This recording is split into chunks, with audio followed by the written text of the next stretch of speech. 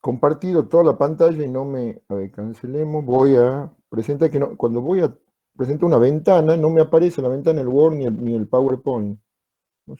No sé qué pasa. Aparecen solamente tres ventanas y yo tengo abierto el PowerPoint y tengo abierto el AutoCAD. El AutoCAD sí está. Bueno, la carpeta esa, cancelemos, cerremos eso. Eh,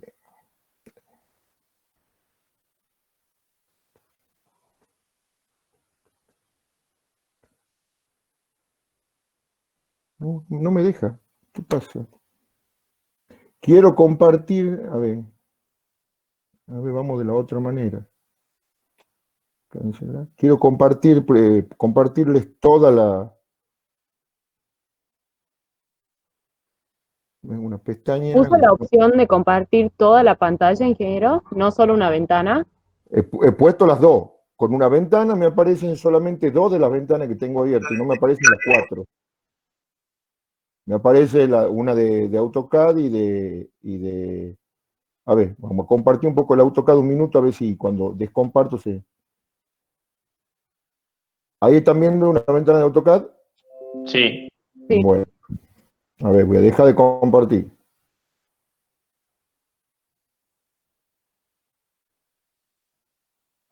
Y ahora vamos de nuevo. Toda la pantalla, una ventana. Y me aparecen solamente dos pantallas.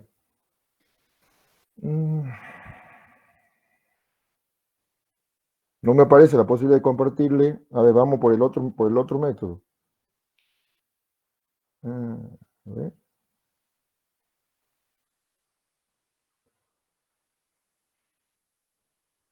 Ahí estamos con el Word. Bueno. Ahora están viendo el Word. Sí, ingeniero. Sí. Bueno, ahora sí. Bueno, conceptualmente, el ensayo de placa es una placa de 12 pulgadas por 12 pulgadas, o sea, de 30 centímetros por 30 centímetros, de 1 pulgada de espesor, a la que se le aplica una carga, una presión escalonada. Hay alguno con el audio abierto.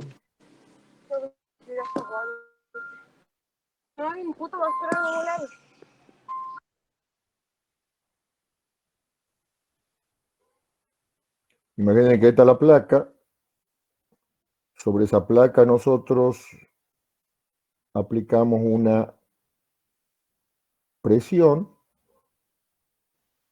Los que den el ensayo van a mostrar cómo se aplica esa presión, todo, y nosotros vamos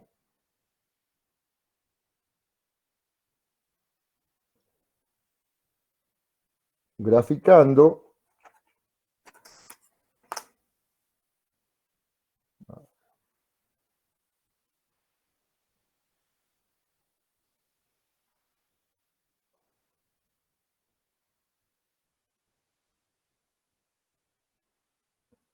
presión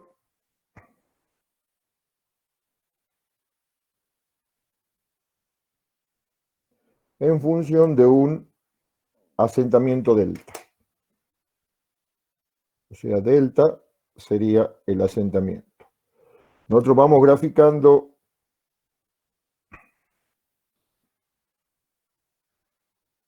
eso, supongo que tenemos así, y cuando llegamos a un asentamiento de un 20avo de pulgada,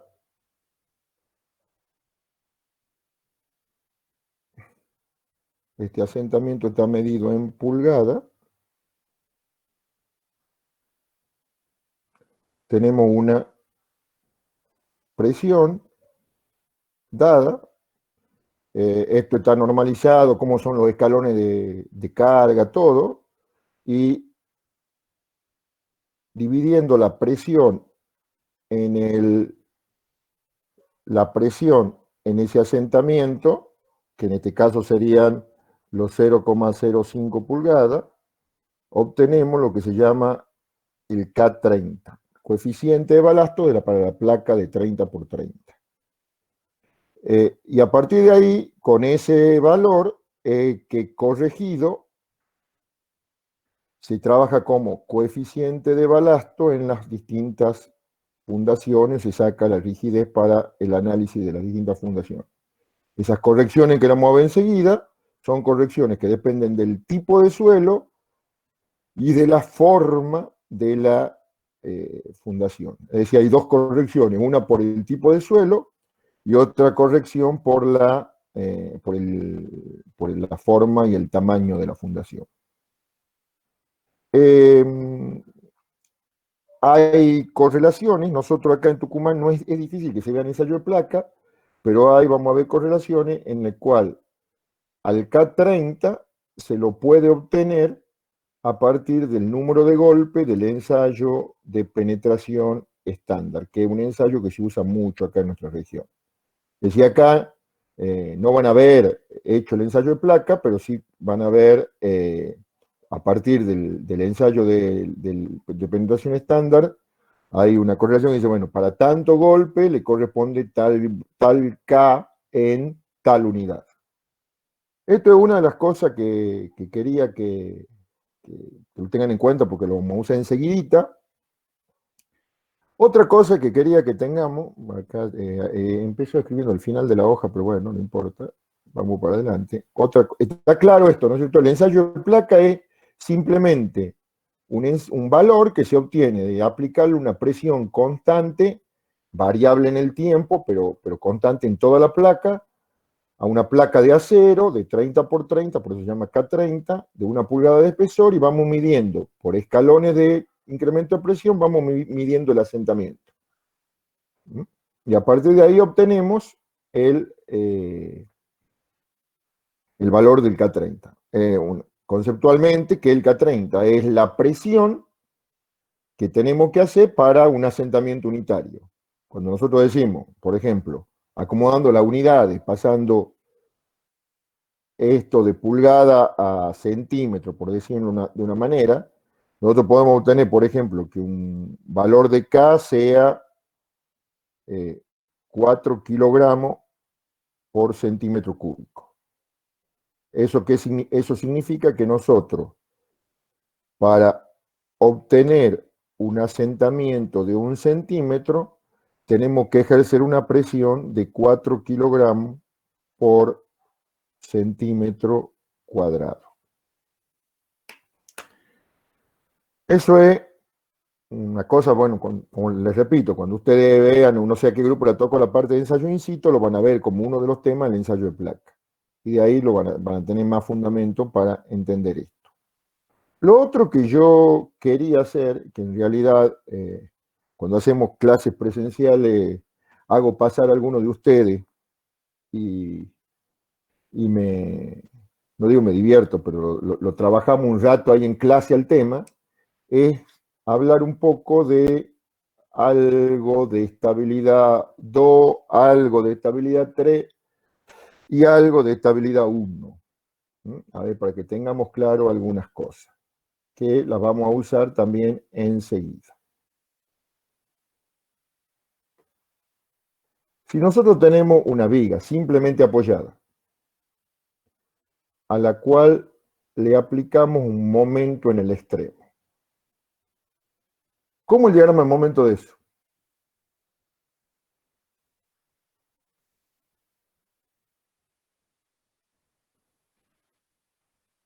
¿Cómo es el diagrama de momento de eso? ¿Habrá alguno? ¿Un triángulo puede ser? Un triángulo. Un triángulo. ¿Qué características tiene ese triángulo? Momento máximo, te aplicó el momento. Exactamente. Acá tenemos un momento, supongamos que este sea el punto A, tenemos un valor ahí, y ¿cuánto va del momento acá? Cero. Cero. Bien. Entonces, bueno, a ver, vamos a ver si podemos dibujarlo.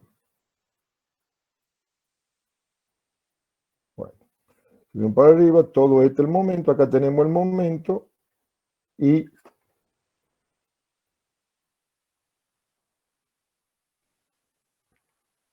ahora, ¿cómo es la elástica de esta viga cuando yo le aplico ese momento?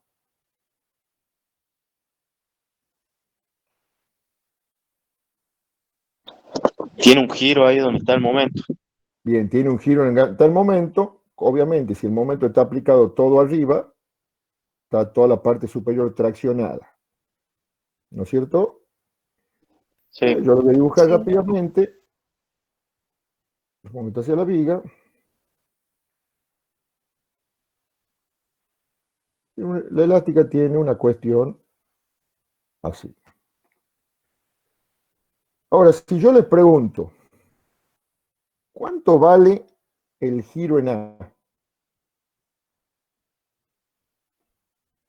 ¿Ustedes se acuerdan? ¿Cuánto vale el giro en A? ¿Puede ser 2E por I sobre L al cuadrado?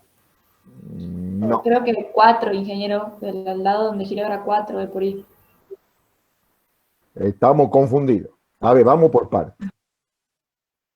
En alguna parte de la expresión tiene que aparecer el momento. Porque el giro depende del momento. Cuando yo hago más momento, más giro tengo. M sobre E por I, ingeniero. Nos vamos acercando. ¿Se acuerdan de la... no se acuerdan. Cuando yo entre el 89 y el 2007 he sido docente de estabilidad 2 y enseñaba un tema que se llamaba, para calcular deformaciones, la regla de Vereshchagin. ¿La conocen ustedes o no? No la han enseñado, que en este caso es facilísimo para aplicarla, digamos. ¿Se acuerdan cuando ustedes hacían la integral para calcular un giro o una flecha? Era la integral de ¿qué? De un M0 por un M1 por un dx sobre E por I, ¿no es cierto? ¿Se acuerdan de eso o no? Donde M0 el diálogo momento que ustedes tenían y M1 el momento unitario. ¿Mm? ¿Se acuerdan de eso o no? Sí, ingeniero. Sí. Bien. Donde este momento unitario, si yo quería calcular un giro, este diagrama de momento unitario, si yo quería calcular un giro, tenía que aplicar un giro unitario donde yo quería calcular el giro. Y si yo quería calcular una flecha, tenía que aplicar una fuerza unitaria en el lugar donde yo quería calcular la flecha, en la dirección y en el sentido en el cual yo quería calcular esa deformación o esa flecha. En este caso, obviamente, yo quiero calcular el giro en A. Entonces, el M0 sería la integral de un triángulo donde esto vale el M y esto vale la luz de la viga. Y el M1 sería una integral de un triángulo donde esto vale 1 y esa es la luz de la viga. Ustedes han utilizado las tablas, ¿no es cierto?, para trabajar con las áreas de los distintos diagramas para calcular las deformaciones. ¿Lo han hecho? Sí. ¿O no? Sí. La regla de Vereshchagin es una regla muy sencilla. Dice que este producto es igual al área del M0 por la ordenada en el centro de gravedad del M1. ¿Qué significa esto? En este caso, fíjense, el área del M0, si esto es M, esto es L, el área del diagrama de momento M0 es M por L sobre 2. Y lo que tenemos que buscar es, a la altura del centro de gravedad del M0, ¿qué ordenada tiene el M1? Esto ya no es estabilidad 1, no es cimentaciones, perdón. Entonces, si esto es un diagrama de momento unitario, esto es 2/3, la ordenada esa. ¿Está claro eso? Entonces, la ordenada en el centro de gravedad del M1 vale 2/3. Entonces, si yo multiplico esto, ¿qué voy a tener? Voy a tener M por L sobre 2 por 2/3 sobre E por I. Esto se va con esto y el giro vale M por L sobre 3 veces E por I. ¿Está claro? Sí. Nosotros no nos hace falta para nada en este caso, pero por la duda, con el mismo criterio, si nosotros quisiéramos calcular el giro en B, que es lo único que cambiaría acá, que el diagrama, este triángulo que tenemos acá estaría al revés. O sea, estaría el uno para el otro lado, porque yo tendría que aplicar un giro unitario acá. Entonces, esta ordenada sería 1/3, entonces el giro en el otro lado es la mitad. Es M por L sobre 6 veces E por I. Pero bueno, en lo que nosotros vamos a hacer enseguida, yo necesito que ustedes se acuerden de este resultado. La otra cosa que quiero que se acuerden es lo siguiente. En realidad, no sé si se acuerden o lo razonemos, es, dada la misma situación de recién, cómo cambia o cómo sería el diagrama momento si nosotros tenemos el apoyo aquí y acá tenemos un empotramiento. Y de nuevo, aplico un momento en el extremo.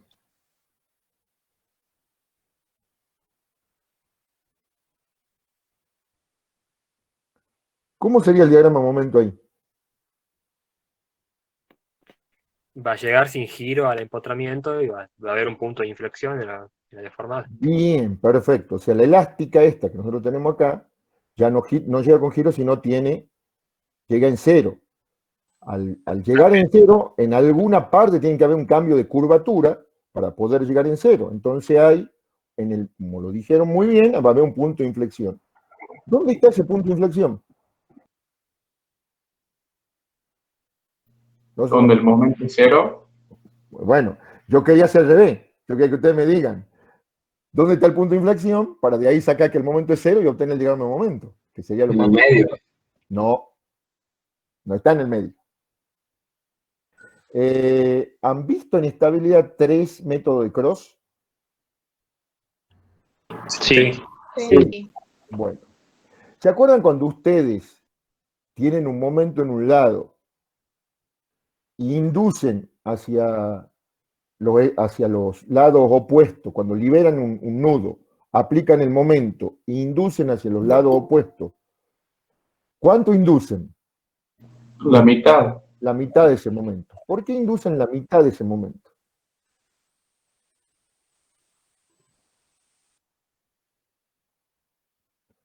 Porque el punto de inflexión está en Para que esté en equilibrio. para que esté en equilibrio. Pero eso es justamente una consecuencia de esto que estamos viendo ahora. O de esto que vamos a ver ahora. El diagrama de momento que ustedes tienen es una cosa así. Donde, si acá tiene M, acá con sentido contrario tienen M sobre 2, porque el punto de inflexión, si todo esto es L, esto es 2/3 de L, y esto es L sobre 3. Es decir, el punto de inflexión está a 1/3 de la luz medida desde el empotramiento.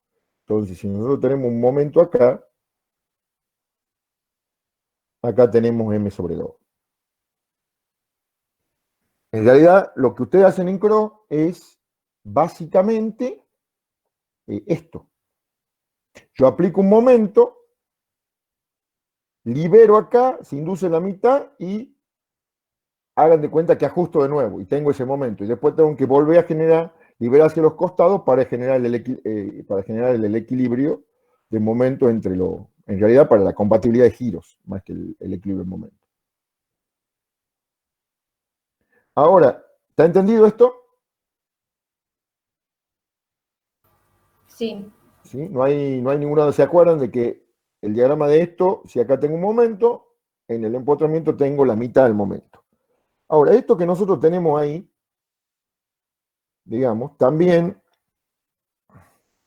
lo podemos, ustedes lo han aplicado, también para vías continuas.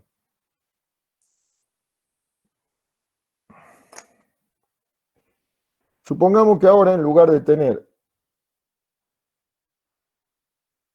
¿dónde estoy? Ahí estoy.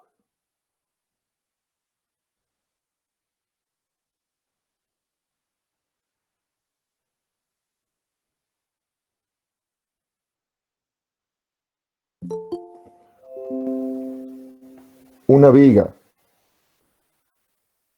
de un tramo, tengo una viga de 2 tramos.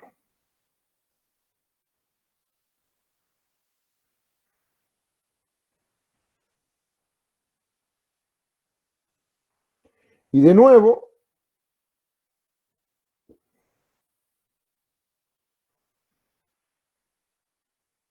aplico un momento acá en el extremo. ¿Cómo va a ser el diagrama de momento? Parecida a la forma que tiene arriba en el primer tramo y un triángulo en el segundo tramo. Exactamente. No va a ser parecida a la forma. Va a ser la misma forma. O sea, voy a tener acá, aprovechemos, tenemos 2 cuadritos, acá vamos a tener M, acá vamos a tener M sobre 2 y vaya a morir en 0 acá.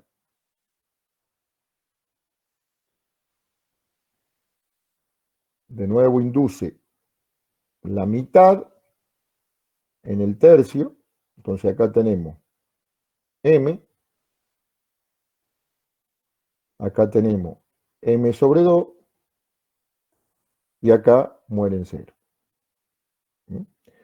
Y si no hubiésemos tenido acá el apoyo y acá fuese un empotramiento, Llega con un valor de momento. ¿cuánto? M sobre 4. M sobre 4. Siempre la mitad. Siempre se va propagando la mitad, igual que en cross. Y si yo tengo N tramo, exactamente igual. ¿Está entendido eso?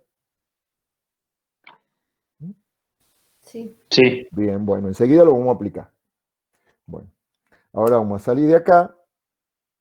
Vamos a ver cómo me va con el PowerPoint, a ver si lo puedo ver. PowerPoint.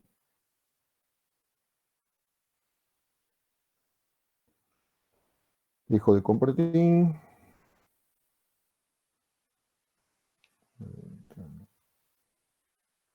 Ahí está el PowerPoint.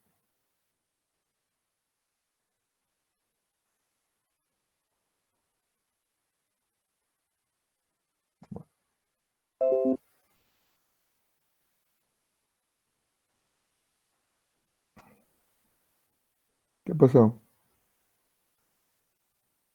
¿No ven el PowerPoint ustedes? Sí. Sí. Listo. Ahí está. Bien. Bueno, estamos siguiendo lo mismo que un poco donde hemos dejado el otro día. Esto es un poco lo que hemos visto hace rato, nada más que ya en cualquier dimensión tengo un ancho B, tengo una placa, que puede ser una base, puede ser una platea, lo que sea, y acá tenemos, y esa platea sufre un asentamiento. Cuando hablamos de eso, el coeficiente lo que da la rigidez de ese asentamiento es la carga aplicada dividida en el asentamiento. ¿Cómo hacemos nosotros para hacer el proceso al revés? Yo lo que necesito saber es, antes de diseñar esto, cómo van a hacer el asentamiento y cómo, si yo esto lo diseño y quiero aplicarle el resorte, que van a hacer las reacciones sobre la base, sobre la losa de fundación de la platea, sobre la losa de la viga de la solera corrida que nosotros elijamos como fundación, cómo lo vamos a obtener ese valor. Y tenemos, como yo le decía hace rato, dos condiciones. Una condición para suelo granular y otra condición para suelo cohesivo. Le aclaro, estas son fórmulas que se aplican desde hace mucho tiempo. Yo el otro día les he dicho, si nosotros encaramos cualquier memoria de un congreso de geotecnia de los últimos años, van a ver que encuentran sobre cómo calcular coeficiente de balasto, coeficiente de rigidez de suelo, módulo de elasticidad de suelo, cientos de propuestas con una base experimental, con una base corroborada con una modelación numérica, para cómo corregir en distintos casos los valores que se obtienen del ensayo de placa. Esta es una corrección para suelo granular, esta es una corrección para suelo cohesivo. Si nosotros llamamos a B el ancho menor de nuestra fundación, el K que nosotros deberíamos trabajar primero, si fuese una fundación cuadrada, es el K que hemos sacado del ensayo de placa, el K30, multiplicado por un factor para suelos granulares con otro factor para suelo cohesivo. Estos factores son unos valores clásicos que están en la bibliografía, pero les repito, ustedes agarran cualquier memoria de un congreso de geotecnia y van a encontrar fórmulas mucho más desarrolladas, con mucho más parámetros que tienen en cuenta, que van afinando, digamos, el valor, el cálculo de ese coeficiente de balasto. Y después, estas serían las correcciones que yo le hablaba hace rato, que son correcciones en función del tipo de suelo. Y si esto es rectangular, obviamente que también va a interesar la forma. Entonces, para fundaciones rectangulares, ¿qué hago? Al valor que yo corrijo acá, o sea, este KB por B, que sería este valor en el caso del suelo granular, o este valor en el caso del suelo cohesivo, lo corrijo por esta ecuación donde obviamente B el lado corto del rectángulo y L el lado largo. Les repito, hay cientos de factores de corrección, cientos de propuestas de factores de corrección. Esta se la dan ustedes porque son valores clásicos, ecuaciones clásicas que están en la bibliografía, pero bueno, normalmente uno tiende a, cuando ustedes trabajen profesionalmente, van a ajustarlo a tomar algún autor o alguna ecuación o alguna forma que les haya dado confianza o que ustedes la hayan verificado de alguna manera y van a seguir con eso. Una cosa que ustedes pueden ver acá, que ¿cómo es el K que nosotros obtenemos con respecto al K30? ¿Qué pueden ver de estos factores?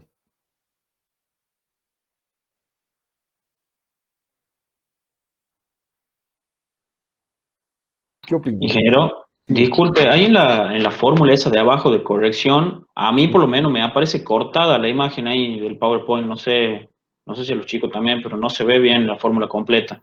Sí, a mí No, también, ingeniero. Yo pensaba que era problema mío. Bueno, a ver, hagamos una cosita, salgamos 30 segundos de acá. A ver cómo hacemos. Corramos, a ver, corramos esto por un costado, subamos esto un poco.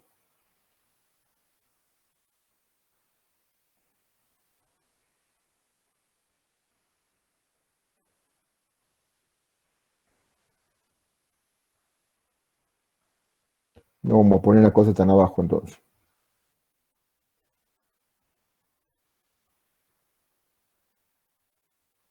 ¿Ahí la ven? Sí, ahora se ve bien. Ahora sí, ingeniero. Bueno, pero no nos quedemos en esta fórmula todavía. Quiero que nos quedemos aquí, en cualquiera de estas dos fórmulas. Nos quedemos en esta primero, en la de suelo granular. ¿Cómo este coeficiente? Más o menos Menor. menor Y de... menor para valores mayores a 0,30. Sí, pero 0,30, vos imagínate, ¿qué fundación tiene menos de 0,3 metros de ancho? Ah, ninguna. Ninguna. 0,30 el valor de la placa, porque el 0,3 que a vos te aparece acá está referenciado justamente a la placa de 30. ¿Mm? ¿Y eso qué significa? Que el K que vamos a obtener es más o menos que el K30. Menos. Menos, ¿no es cierto? Entonces, supongamos que nosotros tenemos un suelo homogéneo porque esto también, algo que le he dicho el otro día, no lo he dicho hoy, esto vale en la medida que nosotros tenemos acá un valor homogéneo de suelo. Si yo acá tengo un estrato y acá tengo otro, y el bulbo de presiones a ver, vamos a usar como puntero, y el bulbo de presiones cruza varios estratos, esto ya no es tan aplicable. Esto es aplicable en la medida que yo debajo de la fundación de la placa tengo un suelo homogéneo dentro de su rango de presiones que interesen bajo el bulbo de presiones, digamos. ¿Qué significa? Que tengo un K más chico, que el suelo es más blando o más rígido. Más blando. Más blando. Más blando. Más blando, perfecto. ¿Y por qué será que si yo considero una placa de 30 centímetros, tengo un suelo de una cierta rigidez, y si lo considero más ancho, tengo menos rigidez, tengo más blando? ¿Por qué será? Intentemos razonar un poquito.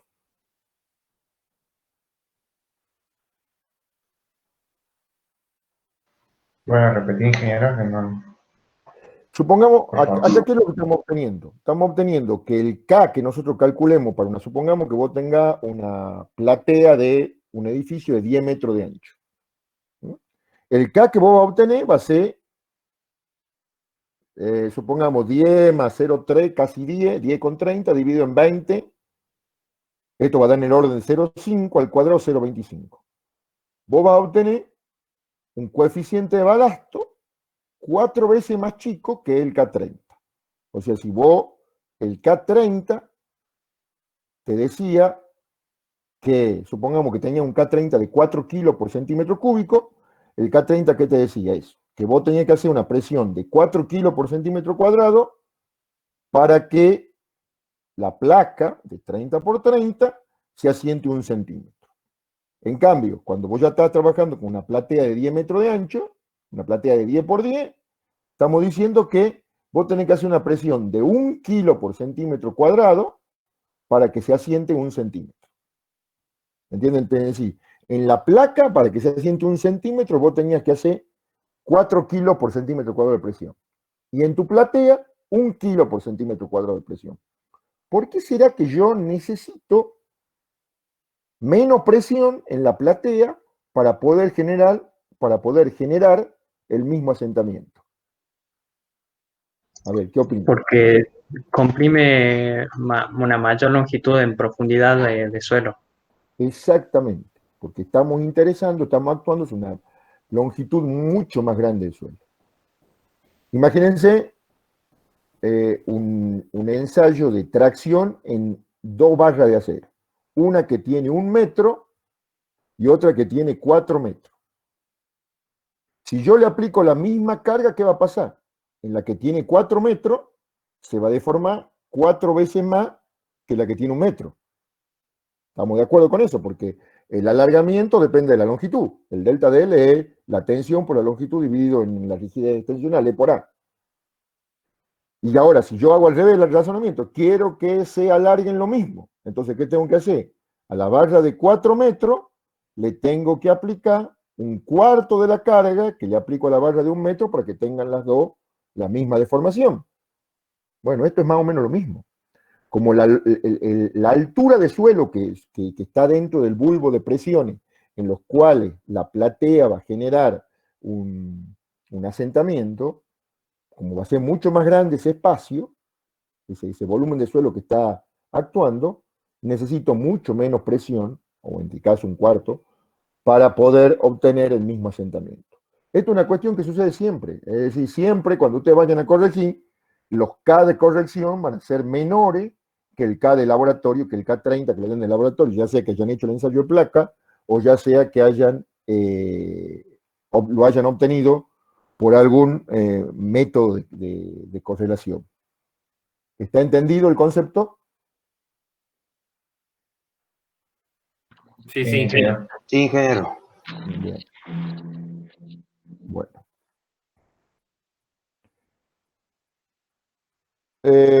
Hay, por ejemplo, una fórmula de correlación que yo le hablaba hace rato, el del 81, es que si yo multiplico el número de golpes corregido del ensayo de penetración estándar, eso los que vean ensayo in situ van a ver este ensayo, y les recomiendo que lo estudien y lo preparen bien, porque es quizá uno de los temas que más tomamos en los finales.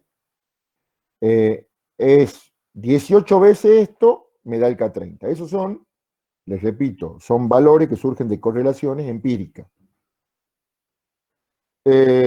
Después, por supuesto, en función del módulo de elasticidad del suelo, de distintos valores de la cimentación, podemos sacar el K en función de, para una determinada cimentación. Si ustedes se fijan, esto es muy parecido a la fórmula que hemos visto el otro día de la longitud elástica. Y después los valores, distintos valores para distintos tipos de suelo de coeficiente de balasto, que sería básicamente el K30. De todas maneras, cada vez como le digo, en los programas que estamos usando, cada vez es más necesario ese valor, entonces cada vez más aparece indicado en los estudios de suelo. El estructuralista, si ustedes son los que van a calcular la estructura y le encargan el estudio de suelo a otro, el que le dé el estudio de suelo no solo le tienen que dar la tensión admisible, le tienen que dar el asentamiento estimado, aproximado del edificio en función de la envergadura que tiene, el perfil estratigráfico y el coeficiente de balasto para un determinado tipo de fundación a una determinada profundidad. Vamos a empezar a ver un poquito de bases excéntricas. Acá vamos a empezar a aplicar un poco lo que hemos visto recién de los giros y de los momentos. En este caso vamos a aplicar solamente el concepto de giro que hemos visto hace rato.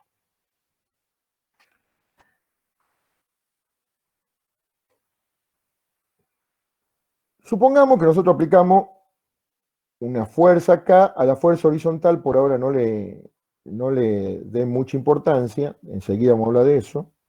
¿Y qué es lo que sabemos nosotros? Si esta estructura, esta columna es muy rígida y no gira nada, y esta base es muy rígida, va a bajar todo parejo, es decir, el punto D y el punto C van a tener el mismo asentamiento. Ahora, como la columna siempre va a tender a girar y como la base siempre va a tender a deformarse, vamos a tener un asentamiento mayor en este extremo, un asentamiento menor en este extremo, y vamos a tender a tener siempre un diagrama trapezoidal aplicado a la fundación.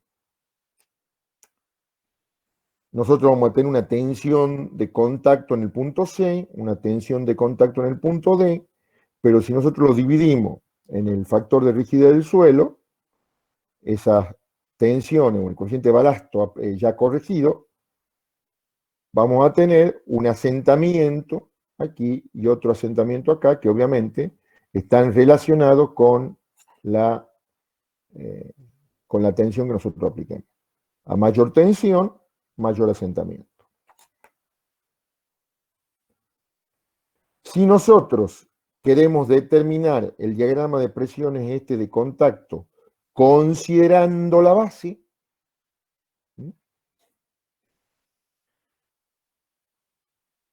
en la base, ¿qué es lo que tenemos? Tenemos un esfuerzo normal y un momento que está dado por la excentricidad desde el centro de la base a el punto de aplicación de la resultante de las tensiones de contacto. Es decir, para poder obtener este diagrama de tensiones de contacto, yo tengo que hacer N sobre A más M sobre W, básicamente. Pero ese W está medido respecto al centro, por lo tanto el momento también tiene que estar medido respecto al centro. Entonces tengo N sobre B por L, y M sobre L sería la longitud perpendicular al dibujo, y B sería el lado este que nosotros estamos viendo, que estoy viendo que no está acotado. Entonces, N sobre A más M sobre W. El momento es que es la normal por esta distancia. Y esta distancia es E menos I. La distancia desde el eje de la columna al centro de la base, menos la distancia desde el eje de la columna donde está aplicada la resultante. Fíjense en que, ¿ustedes qué me pueden decir? O sea, ¿cuál es mi incógnita en este caso?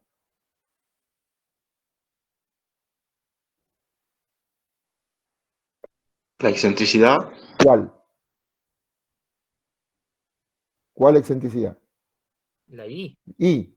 I es nuestra incógnita.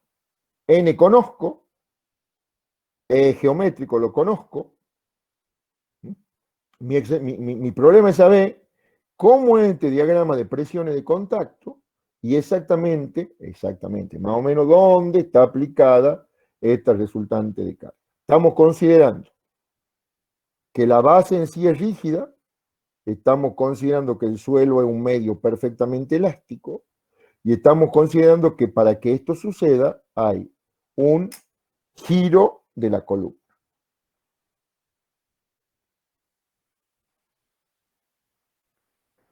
Entonces, la tensión en C va a ser la que dé el signo más, y la tensión en D va a ser la que dé el signo menos. O sea, la mayor tensión está acá, de esta expresión. El signo más me da la tensión en C, el signo menos me da la tensión en D. Ingeniero, no entendí bien el tema este de que estamos suponiendo que hay un giro en la columna. Estamos suponiendo que esta columna,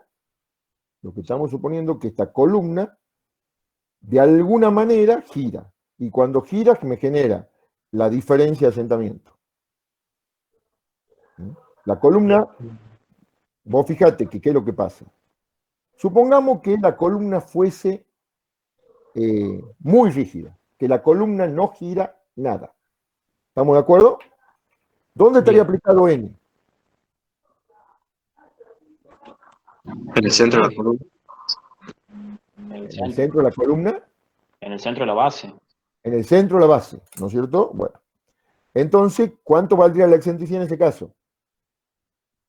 0. No. ¿Cuánto valdría? Y el N está aplicado acá en el centro de la base, ¿cuánto valdría la excentricidad? E. Es decir, que la base le estaría imponiendo a la columna un momento que vale N por E. Entonces ahora les pregunto, si la base le está aplicando a la columna un momento acá,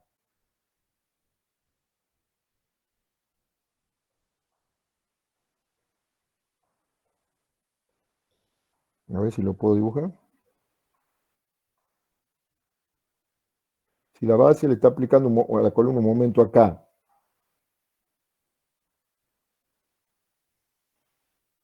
donde ese momento vale N por E. Supongamos que la columna sea muy rígida.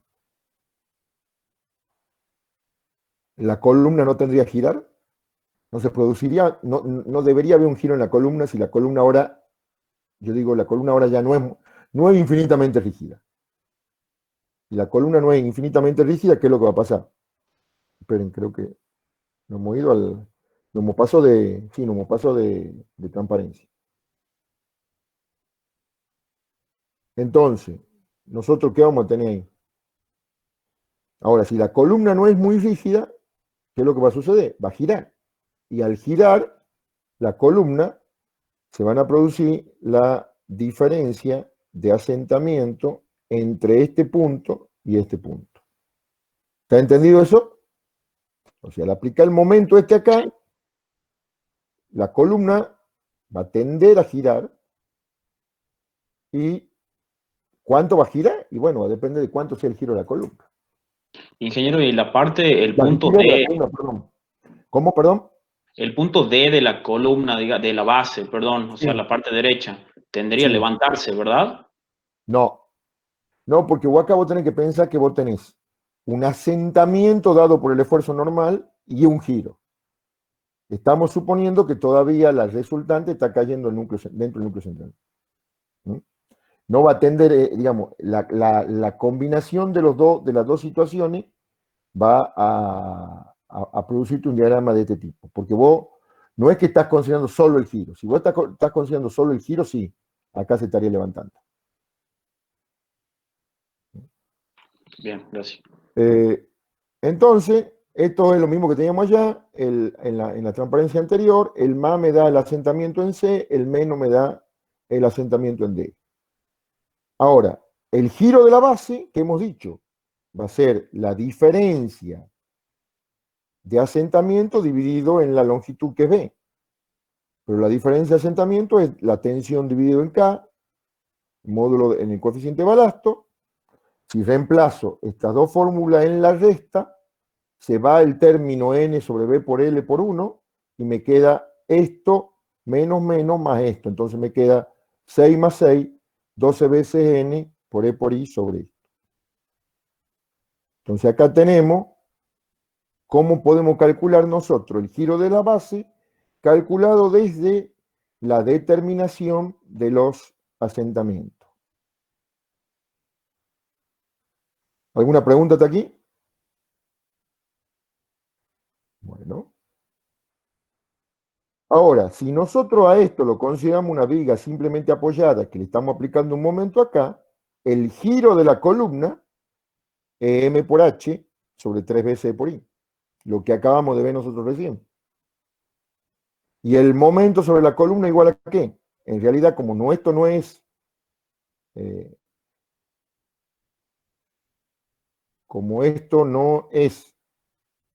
la columna no es infinitamente rígida, el momento es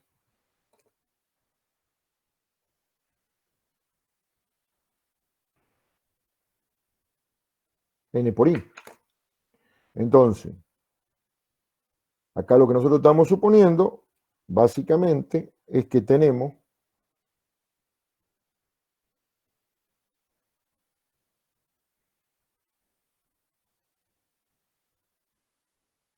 y acá hemos aplicado el momento S.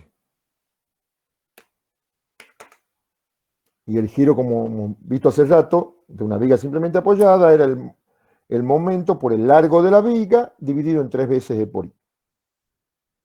Reemplazando el momento por N por I, lo tenemos. Entonces, ¿qué es lo que tiene que suceder acá? El giro que tiene la columna es el mismo giro que tiene la base. Entonces, igualando esto con esto, despejamos I. Les propongo que hagan el ejercicio ustedes después y sacamos que el I es igual a E sobre 1 más algo. O sea, obviamente, este denominador tiene que ser 1 más algo. ¿Para qué? Porque no puede ser menos de 1, porque si no, nos estaría dando que la carga está del otro lado, la excentricidad es más grande que E. Y si vemos esta expresión, fíjense, si el suelo es muy blando, ¿qué va a suceder? Esto se va a acercar a 0. Entonces, si este término, perdón, se acerca a 0, el denominador se va a acercar a 1, o sea, casi no se va a mover, la carga va a estar muy cerca del centro, vamos a tener un diagrama de tensión de contacto casi rectangular. Si el suelo es muy rígido, esto va a ser importante, la carga se va a acercar a aquel lugar, pero también acá está la rigidez de la columna, porque este I es la rigidez de la columna, el E por I es la rigidez flexional de la columna. Entonces, si yo tengo una columna muy rígida, de nuevo, esto se va a acercar a 0, esto casi no va a girar, vamos a tener el diagrama rectangular, y como nosotros teníamos hace rato, si la columna es muy rígida, hemos dicho acá, en lugar de I había E. Bueno, esto se va a acercar a 0 y no va a quedar E. Si la columna es muy flexible, va a tender a girar, y la resultante se va a acercar hacia el eje de la columna. ¿Alguna pregunta? ¿Está entendido esto?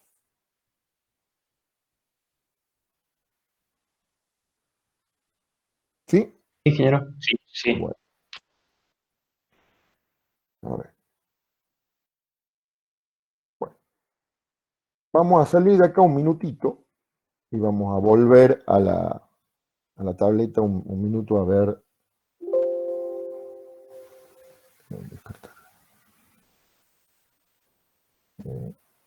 ¿Y dónde estamos? Dejo de compartir.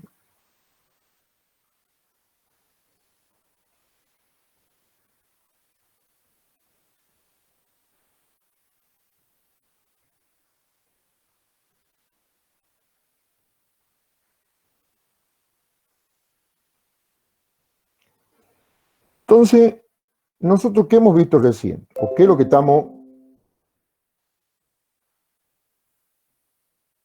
Tienen el Word ahí de nuevo, ¿no es cierto? Sí. Sí. Nosotros, ¿qué es lo que acabamos de ver? Acabamos de ver que si nosotros tenemos una base excéntrica, indefectiblemente, y tenemos una base excéntrica, indefectiblemente tenemos impuesta por la fundación y no por la estructura,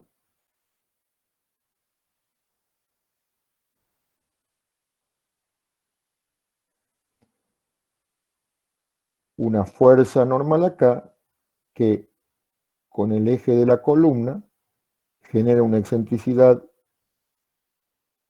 y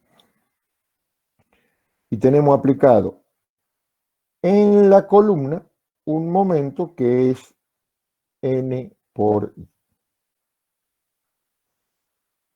Este momento normalmente no está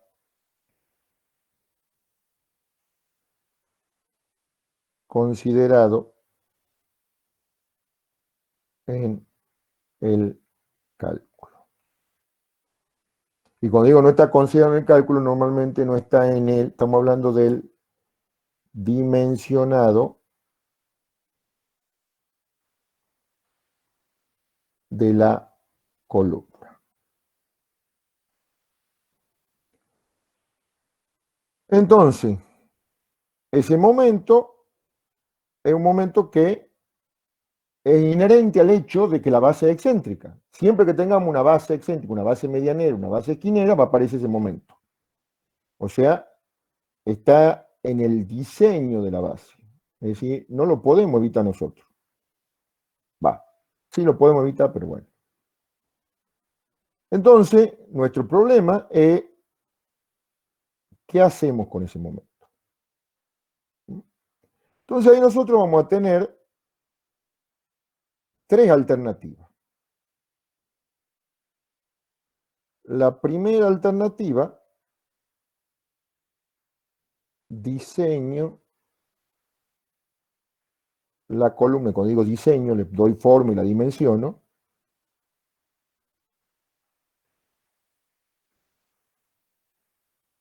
Con ese momento adicional.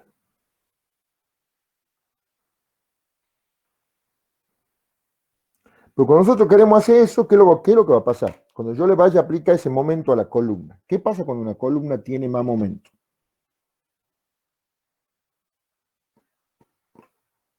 Una columna de hormigón armado tiene más momento. ¿Qué problema tenemos? De la flexión, Sí, ¿qué problema tenemos? que el hormigón no resiste la fricción. Bueno, pero ¿y qué tenemos que hacer? La armadura, diseñar la armadura. Ponerle más armadura, pero para que no le pongamos, no necesitemos ponerle tanta armadura, ¿qué tenemos que hacer? O le ponemos más armadura y la columna es, obviamente, en ese tramo un poquito más cara, o si queremos mantener cuantías racionales, ¿qué es lo que tenemos que hacer?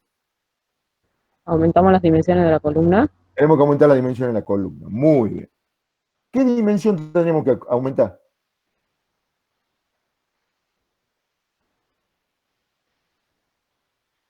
La que está en el plano del dibujo o perpendicular al plano del dibujo. Aumenta la sección.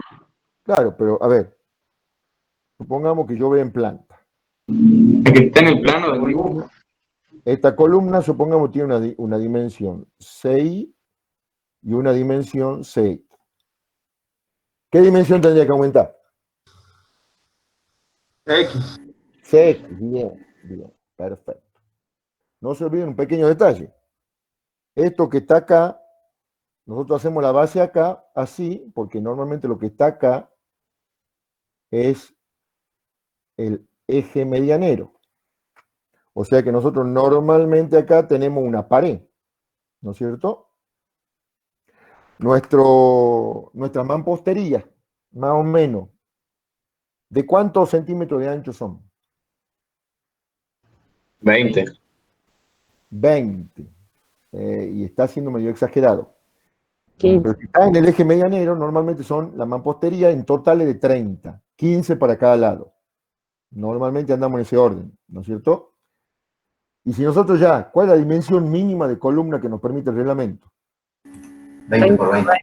20 por 20. O sea, nosotros ya tenemos un problema con los arquitectos ya por una cuestión reglamentaria.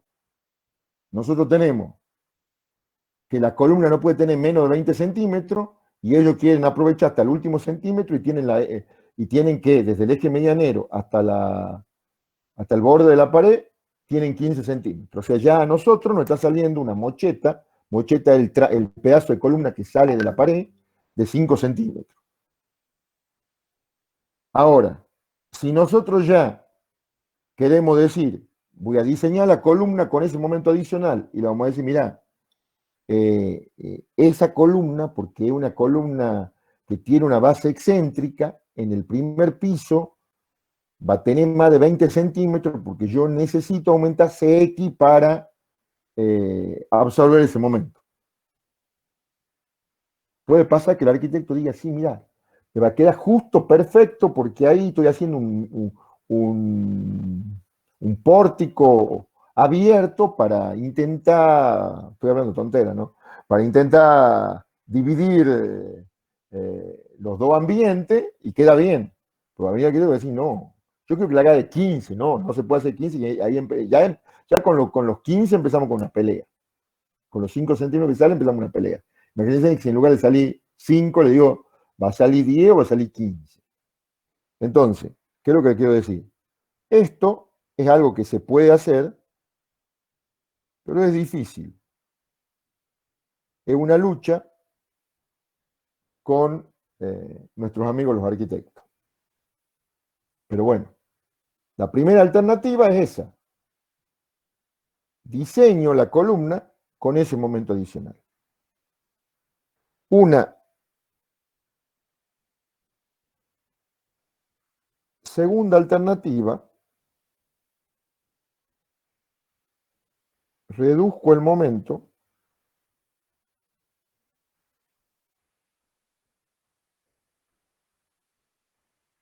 utilizando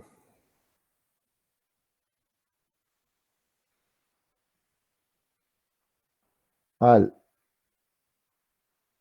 encadenado de fundación, F encadenado de fundación, como tensor. Y anoto la tercera acá, porque para que después no tengan que escribir nuevo, la vamos desarrollando.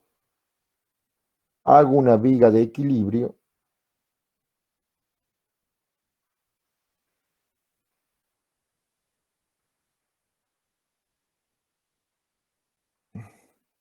o lo que se llama en la bibliografía una viga cantilever. En realidad a mí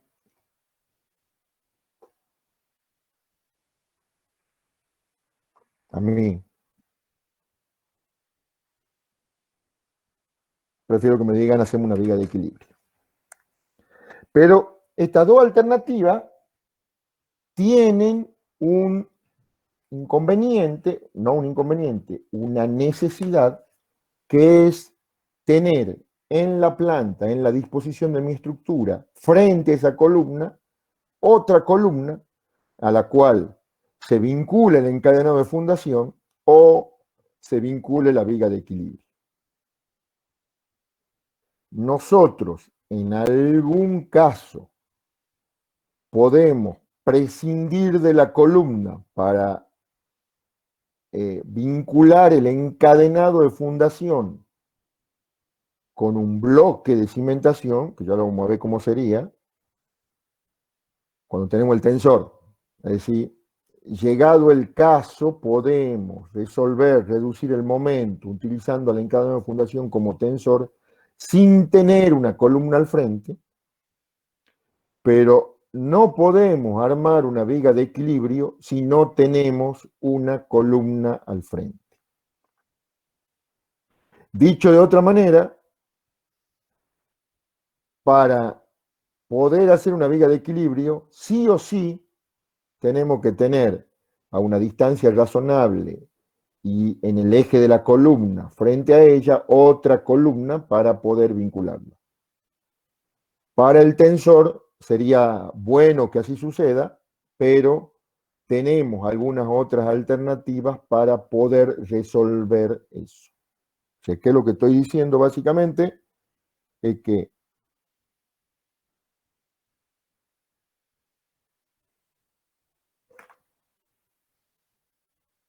si en la planta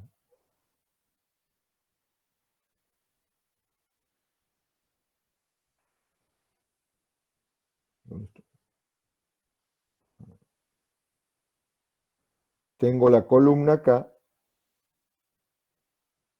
tengo que tener frente a la columna, perpendicular al eje medianero, otra columna. Y suponiendo que, obviamente,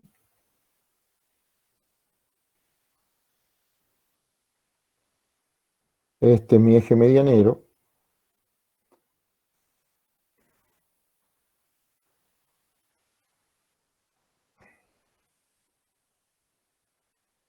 y acá estaría mi base esquinera.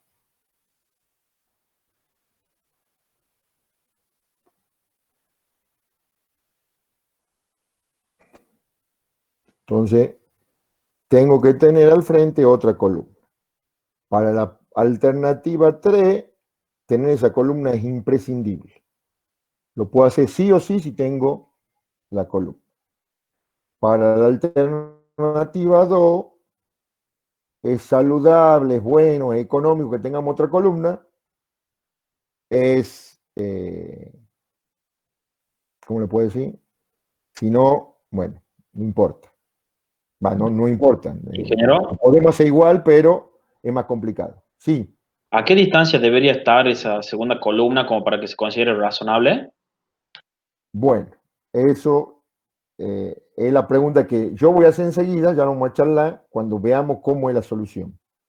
Porque todo se reduce, en este caso, a un problema, una solución técnica razonable, en este caso, una solución técnica y económica. Y esto es un problema técnico. Ya vamos a hablar de eso. Pero lo razonable es 4, máximo 5 metros. Cuando más cerca esté, mejor. Pero no más de 5 metros. Y ya vamos a echarle enseguida por qué. Entonces,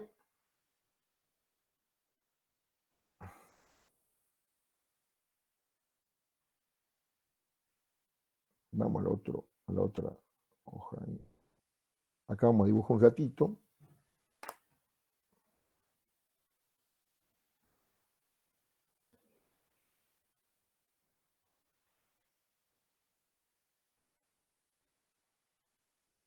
Cuando yo le hablo de encadenado de fundación, ¿ustedes saben de qué estoy hablando o no? ¿Han visto alguna vez?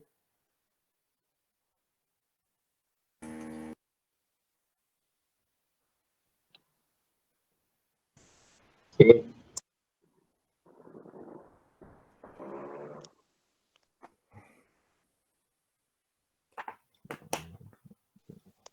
Ingeniero, no, yo no sé muy bien, o sea, Bueno, no lo tengo muy bueno, claro. Si puede explicar bueno, mejor. ya lo vamos a explicar. Ya lo vamos a explicar. ¿Cómo estamos de hora? Estamos con los datos todavía.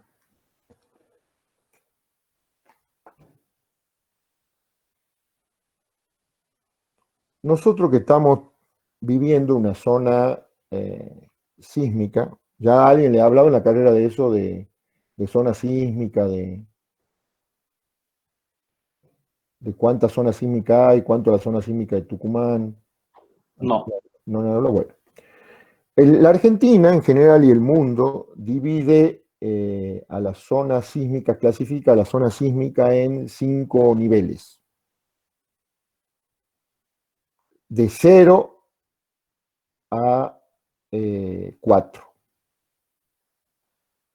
0 es donde no hay ninguna actividad sísmica y los estudios geológicos que hay indican que eventualmente y con una recurrencia de mucho tiempo va a haber sismos de muy baja intensidad.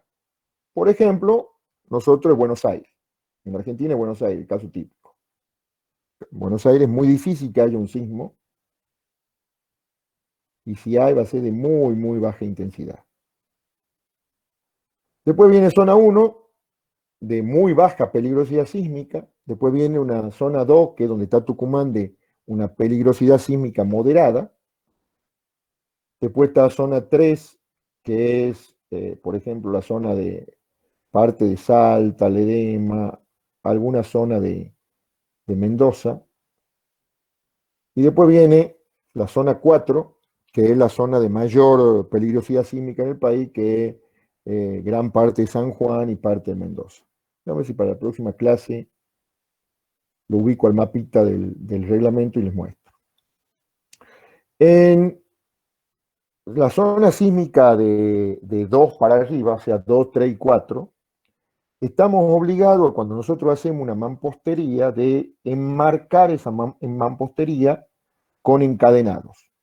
Que si yo, por más que trabaje con una mampostería portante, es decir, que la mampostería por sí sola resista la estructura, tengo que hacerle un marco de hormigón armado, de encadenados verticales y horizontales. Entonces nosotros acá en Tucumán estamos obligados a hacer bajo la mampostería y arriba de la mampostería lo que se llama un encadenado antisísmico. Como nosotros normalmente en las casas ya trabajamos con base aislada porque estamos haciendo una estructura independiente de hormigón, es lo que yo le decía la otra vez, ese encadenado se puede transformar en una viga y forma parte de lo que sería una viga de apeo y sostener la mampostería. Entonces, el encadenado de fundación es un encadenado que está a nivel, por debajo de nivel de piso. Ese sería el encadenado de fundación. Acá supongamos que nosotros tenemos una altura H minúscula, le llamemos esa, y este tramo le llamemos una altura, que fiero que está eso, a ver, vamos a borrar eso porque está muy feo.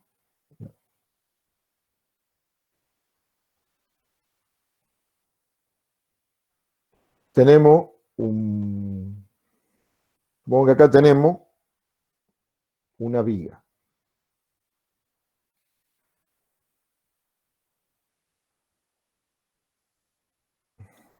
Y ya vamos a hablar de la alternativa que tenemos. Supongamos que tengamos una construcción de solo una planta. Y vamos a ver después cómo lo podemos ir cambiando esto si lo hacemos de 2 plantas.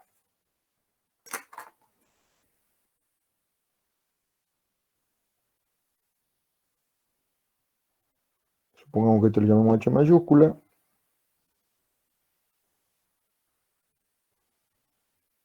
H minúscula. Y acá tenemos aplicado el momento, que lo hemos calculado ya, como hemos dicho recién, con la resultante vertical por esa excentricidad I. Entonces, ¿qué es lo que pasa?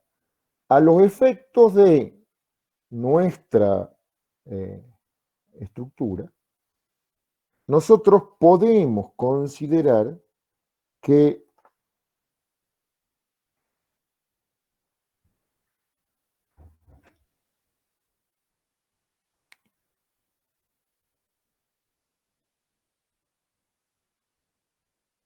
todo esto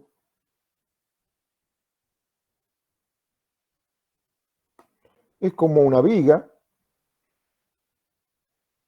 que tiene un apoyo acá. Ya vamos a hablar de acá, podemos suponer que tiene un apoyo acá y otro apoyo acá. Y que nosotros tenemos aquí aplicado un momento E. ¿Está entendido? Fíjense que aquí arriba nosotros podemos considerar esa solución o considerar esa solución. O sea, considerarlo articulado o considerarlo empotrado. Y obviamente, si es una casa de 2 plantas, esto puede seguir hacia arriba con un tramo más de viga. Y también, al final, lo podré considerar articulado o lo podré considerar empotrado. ¿Cuándo lo consideraré articulado y cuándo lo consideraré empotrado? ¿Cuál sería un criterio para mí decir que va a ser articulado o va a ser empotrado? Cuando trabajo con estructuras aporticadas. Sí, pero a ver, ¿qué es lo que te va a indicar a vos que vos estés trabajando con? O sea, ¿por qué el decir que yo estoy trabajando con una estructura porticada te va a dar una idea de que eso sea empotrado o sea articulado? ¿Qué estoy suponiendo yo cuando yo considero que he empotrado ahí arriba? Que no hay desplazamiento. ¿Dependería de la rigidez relativa de la columna y de la viga? Exactamente. Depende de la rigidez relativa de la columna y de la viga. Si la viga tiene mucho más rigidez que la columna, puedo considerar que está empotrada. Si la viga tiene menos, o supónganse, es una estructura de una planta con un techo de chapa, yo voy a tener arriba un encadenado mínimo. ¿Entienden? Entonces ahí no hay posibilidad de que haya un empotramiento, porque la rigidez de la columna va a ser igual o más rígida que la de la viga. En cambio, si esto es una columna, una casa de 2 plantas y acá tengo una viga importante ahí arriba, y bueno, más me voy a acercar al empotrado que al articulado. Entonces, en función de lo que nosotros hemos visto hace rato, supongamos que tenemos el caso este, que esto está solamente articulado ahí arriba. En función de lo que nosotros hemos visto hace rato, ¿cómo sería el diagrama de momento de este caso?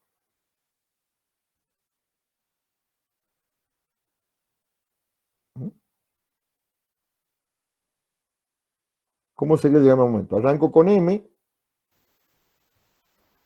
Acá tengo M sobre 2.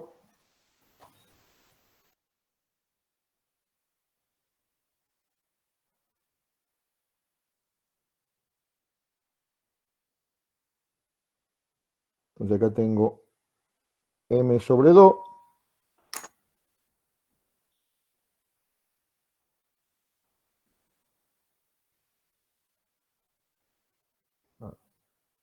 No cambio color.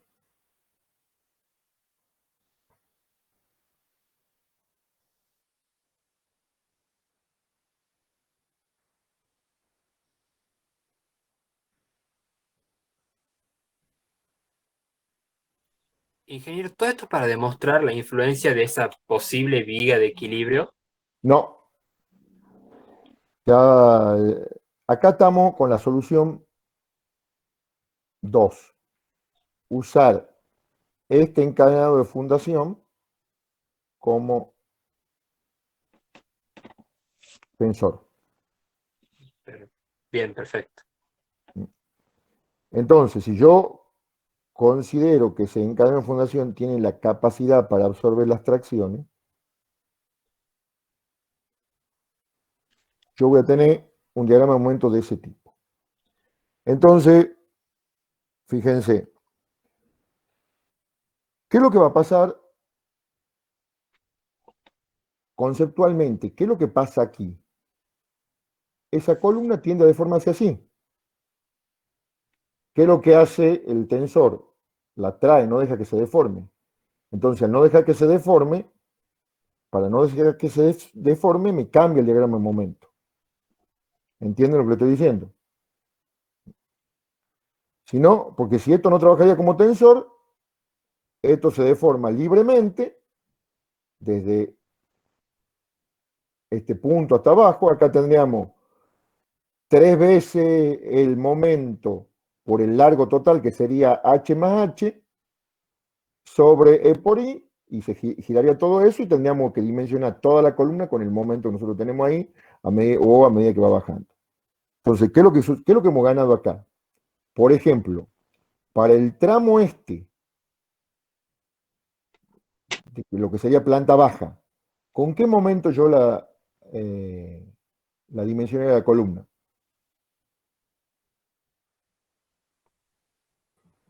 ¿Qué momento estaría actuando sobre la columna desde acá para arriba? M sobre 2. M sobre 2. Entonces ya de entrada bajo a la mitad del momento. Esa es la ventaja de esto. Que nosotros hemos bajado el momento a la mitad por encima del encadenado de fundación. Y si nosotros somos prolijo en el análisis, si yo analizo la columna a partir de este punto para arriba, ustedes se van a fijar que ya la columna de acá ya tiene, esto es menos de M sobre 2. Entonces, ¿ya qué puedo hacer? Puedo dimensionar la columna desde este punto hacia arriba con M sobre 2 directamente.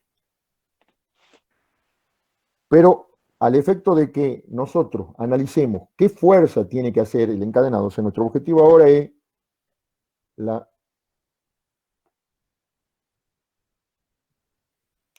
nuestro objetivo es determinar la fuerza que tiene que hacer el encadenado.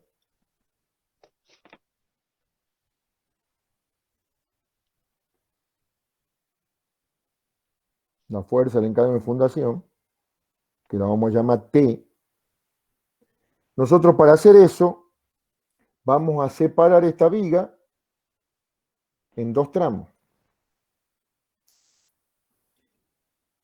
Y vamos a analizar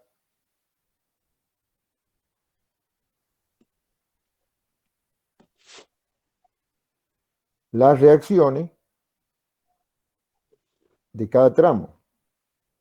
Acá tengo el tramo superior y acá tendríamos el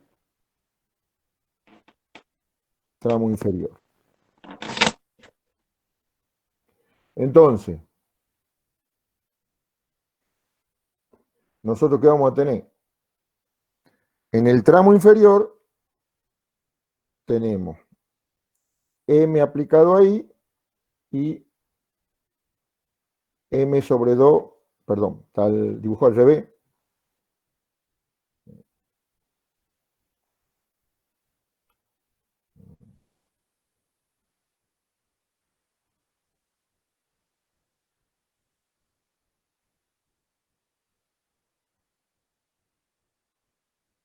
Ahí está.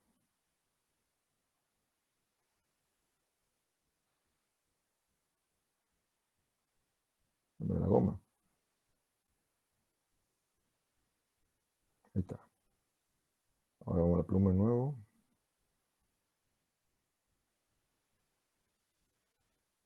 Devuélveme. A ver, no me deja nada. A ver. ¿Entiende lo que estaba mal recién?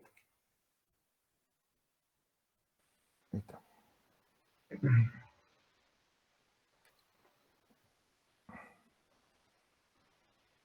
El momento acá tracciona la parte de adentro. Entonces acá tengo m sobre 2 así. Y acá vamos a tener m sobre 2 así. Entonces, para equilibrar esos momentos, acá vamos a tener, fíjense, acá tenemos un momento antihorario, entonces nuestra fuerza nos tienen que dar un sentido horario. Acá tenemos una T1, y acá tenemos una T2 y una T2. Entonces, T1 va a ser igual a ¿qué? A la suma de los momentos dividido en la altura. Exactamente, o sea, va a ser igual a m más m sobre 2 dividido en la altura de ese tramo, que es h chica. Entonces T1 va a ser 3 medios de m sobre h chica. Y T2 va a ser el momento total, que en este caso es m sobre 2, pongamos así, dividido en h grande.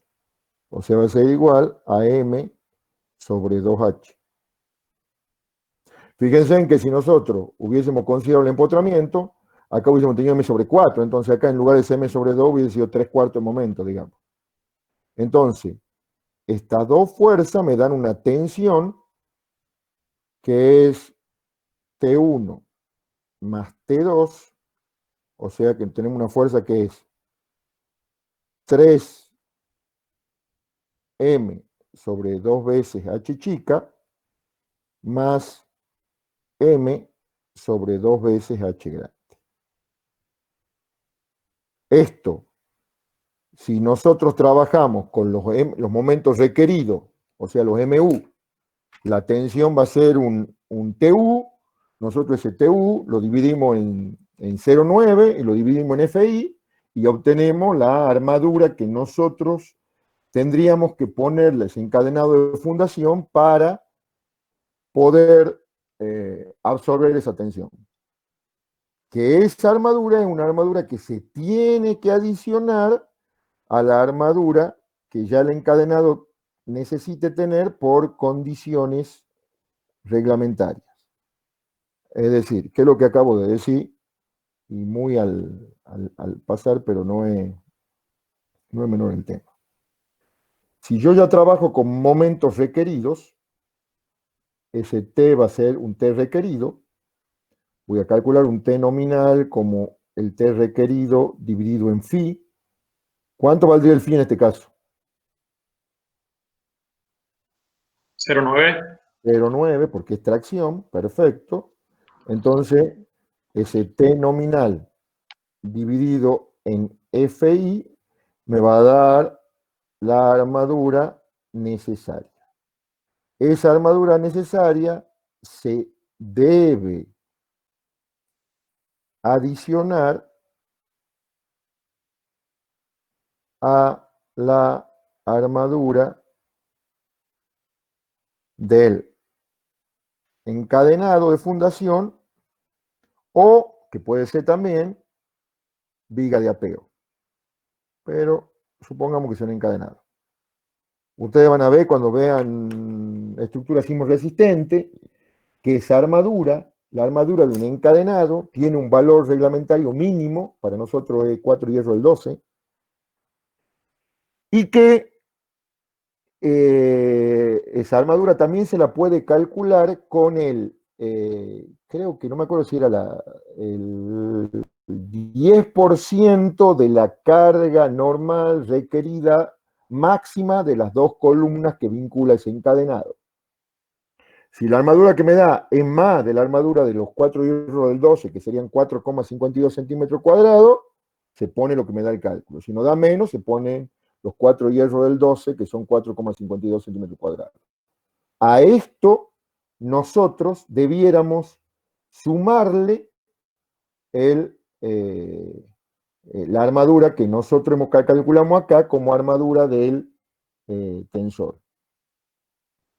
Digamos, esta armadura que hemos calculado está a su vez en esa área que hemos calculado acá. Ustedes hace rato alguien ha preguntado con mucho criterio cuán lejos tiene que estar la otra columna. Ahora, fíjense en cuál es el criterio técnico que nosotros estamos usando para esto. Porque acá yo no le he dibujado, pero nosotros, este encadenado va a algún lado, no va a la nada. Y ese algún lado puede ser, a ver, no pueden,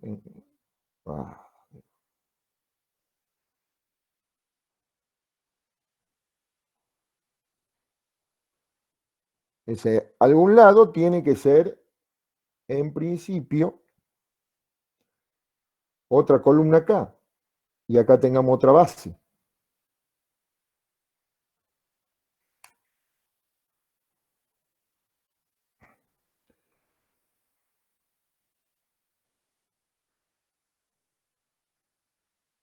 Es decir, le dibujo así en línea de trazo. Acá hagamos de cuenta que tenemos otra columna.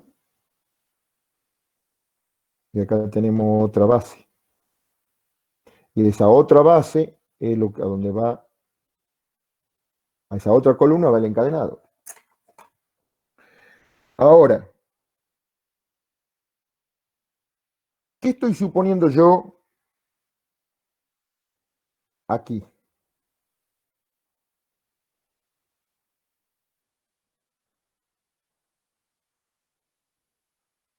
¿Qué estamos suponiendo ahí? ¿No hay desplazamiento? Que no hay desplazamiento, un apoyo, estoy suponiendo un apoyo. Entonces, en un tensor, cuando más largo el tensor, ¿qué va a pasar? Más se comprime. Más se va a tracciona, más se va a deformar. Recuerden que el alargamiento es la tensión por la longitud dividido en E por A. Cuando esto está muy lejos, ya esto se hace importante y esta hipótesis de que nosotros tenemos ahí un apoyo no se cumple. A ver, imagínense que yo tengo un galpón entre medianera, ¿no es cierto? Que tengo 20 metros de luz y quiero esto.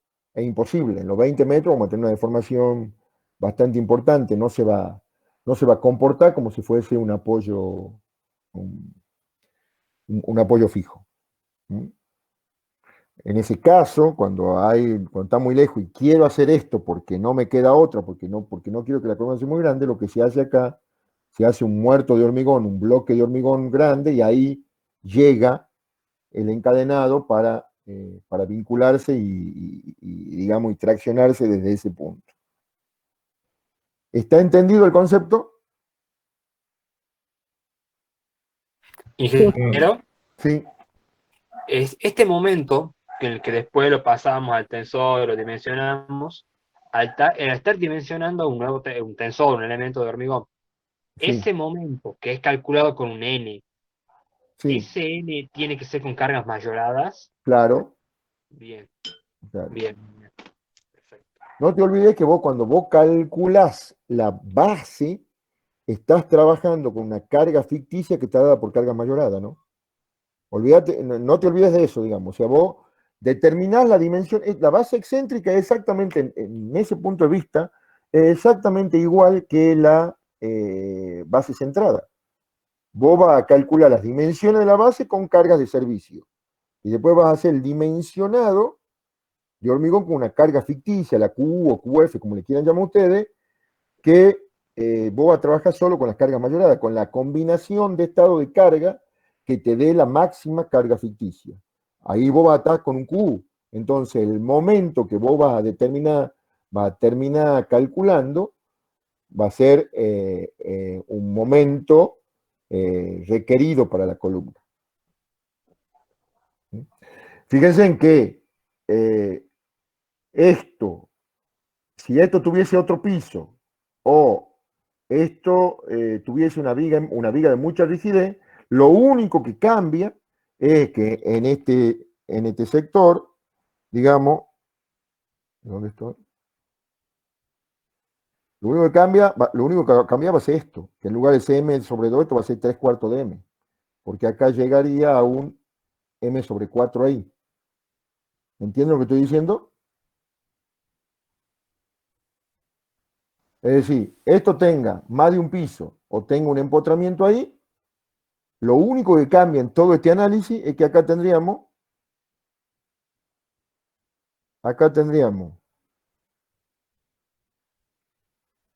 m sobre 2 más m sobre 4.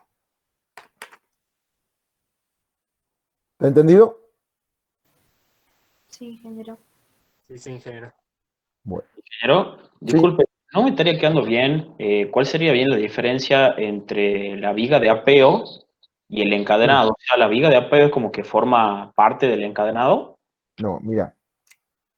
Vos si vos tenés una mampostería en planta baja y vos vas a hacer cimiento corrido, la mampostería se apoya, vos estás obligado lo mismo a envolver esa mampostería en un encadenado de hormigón armado, entonces vos vas a tener el cimiento, sobre el cimiento el encadenado y sobre el encadenado la mampostería.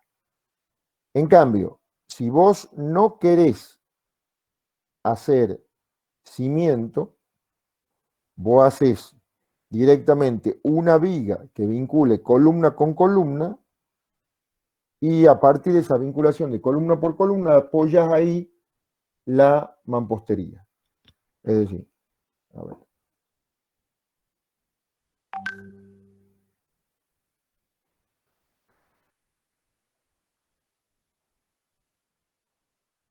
Vos vas a tener, supongamos como el otro día que hemos visto, tu cimiento. Cimiento de hormigón pobre, etcétera, etcétera, hormigón. Sobre el cimiento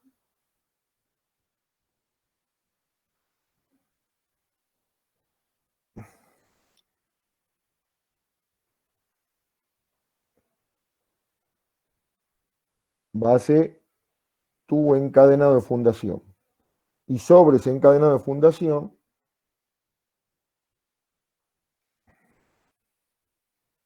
va a armar la mampostería, ya sea de ladrillos comunes, de ladrillos huecos, lo que sea. ¿Entendés?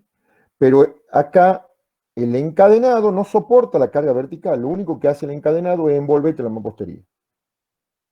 En cambio, la otra alternativa es que vos no hagas cimiento. Aquí está. En lugar de hacer ese cimiento,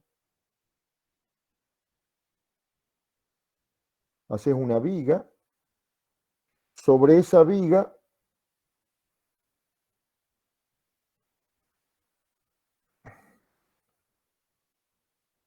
va la mampostería. Pero si vos lo ves esto de frente,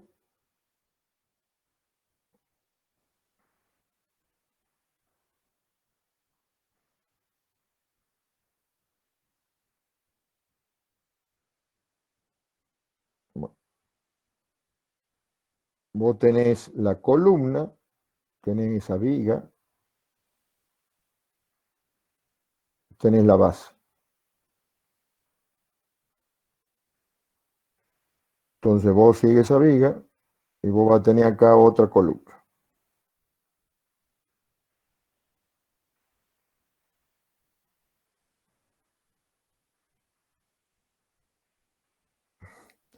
Y aquí tenés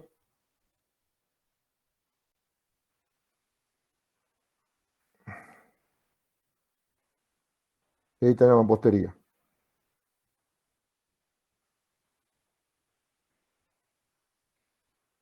Entonces acá la mampostería no va al suelo directamente, la carga de la mampostería va a la viga y de la viga va a las columnas y a la base. Entonces esto es una viga, trabaja con una viga, trabaja flexión. En cambio en este caso, ¿qué es lo que vos tenés? Si vos lo ves de frente,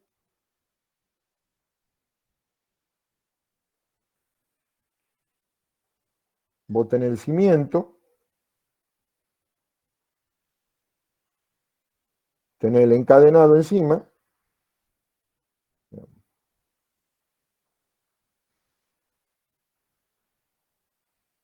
tenés el cimiento acá,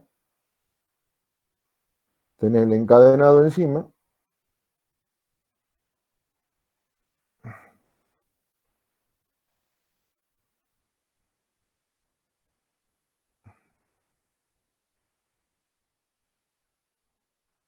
tenés el encadenado y sobre el encadenado tenés la mampostería. Entonces, ¿qué hace el encadenado? Nada, lo único que hace es enmarca a la mampostería para evitar que se salga de eje en el momento de un sismo. O que fuerza en diagonal la hagan explotar la mampostería, especialmente si es una mampostería de ladrillo hueco. Porque imagínense en que cuando ustedes tienen un sismo, esto acá dibuja chiquitito, como que ese es el paño de mampostería, los puntos estos tienden a desplazarse, entonces eso deja de ser un rectángulo y quiere pasarse a un paralelogramo.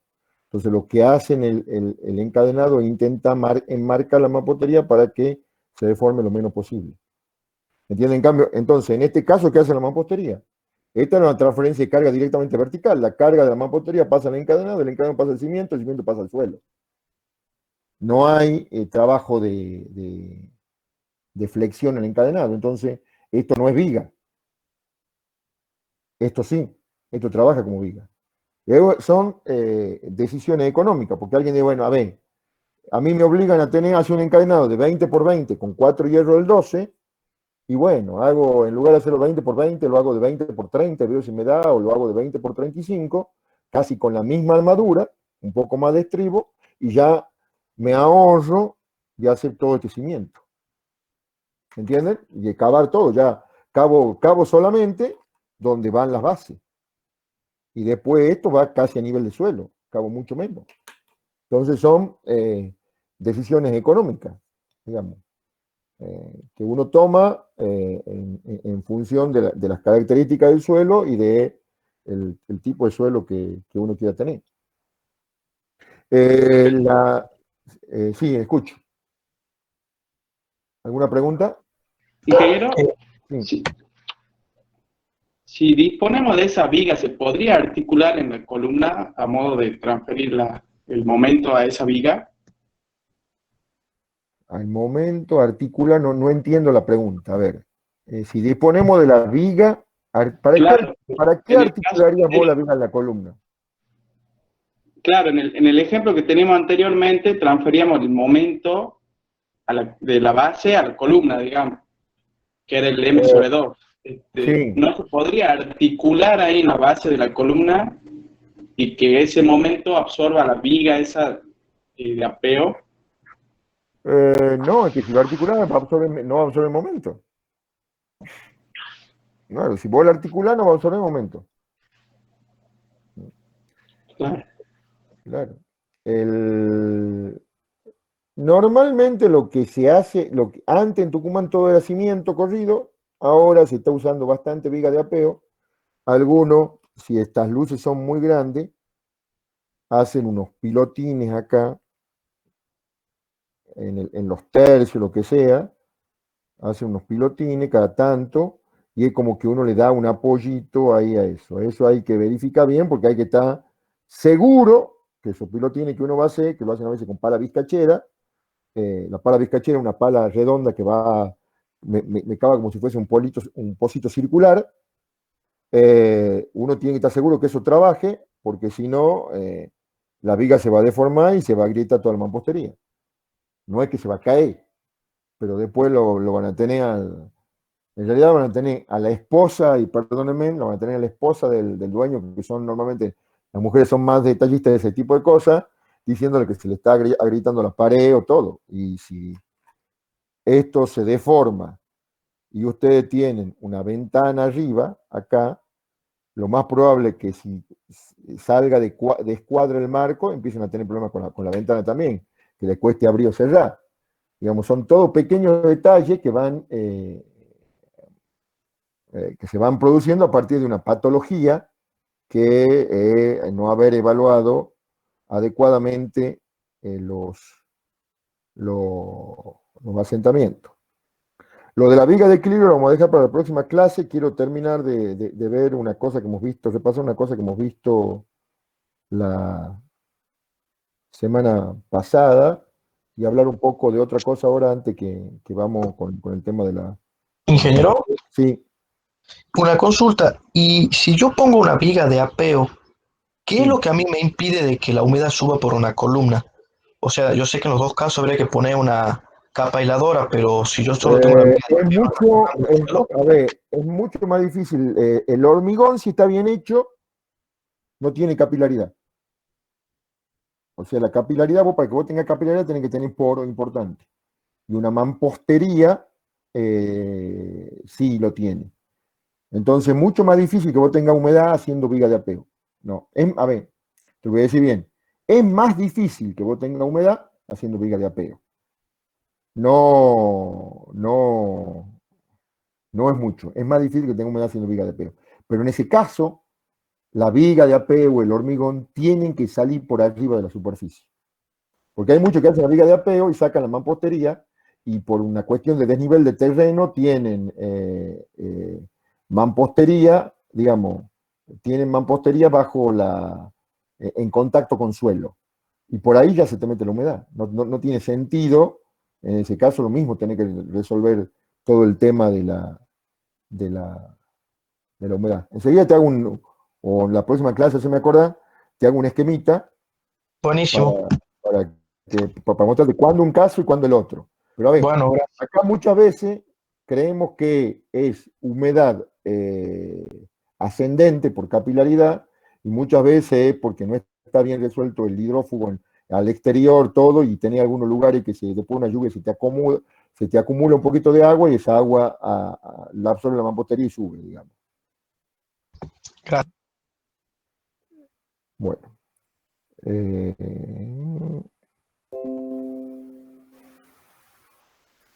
Estamos con el PowerPoint, ¿no es cierto? Sí. Bueno, el otro día hablábamos que nosotros en una cimentación podíamos tener excentricidad en una dirección o excentricidad en dos direcciones. La excentricidad podía ser, en ambos casos, podíamos tener fundaciones que estén totalmente comprimidas o parcialmente comprimidas. Si la excentricidad es en una dirección, vamos a tener totalmente comprimida cuando la carga esté en el tercio medio de la dirección esa, y cuando la excentricidad es en dos direcciones, cuando esté dentro del núcleo central. Si está fuera, tenemos cimentaciones parcialmente comprimidas. Recuerden algo que hablamos el otro día, tener una cimentación parcialmente comprimida para solicitaciones gravitatorias o de peso propio y sobrecarga, no habla muy bien de nuestra capacidad para diseñar una fundación. Es decir, tener una fundación parcialmente comprimida para una situación excepcional, como puede ser un sismo, un viento importante, es decir, acciones horizontales importantes y excepcionales, bueno, ahí un poco se justifica. Pero si no, hemos hecho hormigón armado en un lugar que no va a trabajar. Si nosotros tenemos una fundación parcialmente comprimida que no trabaje o que esté en esa situación normalmente en la vida útil de esa estructura. Cuando tenemos excentricidad en una dirección, esto hemos visto el otro día, tenemos el momento y el normal. Esto se puede reducir a un normal y una excentricidad. Para que esté totalmente comprimida, la excentricidad tiene que ser un sexto del lado o que esté en el tercio medio, exactamente lo mismo. Entonces, acá lo podemos ver, para que esté totalmente comprimida, la tensión mínima que va con el menos tiene que ser, este factor tiene que ser mayor que 1, por lo tanto E tiene que ser menor que L sobre 6. Y en ese caso vamos a tener un diagrama de tensiones de contacto trapezoidal, con la tensión máxima siempre, obviamente, del lado de la excentricidad.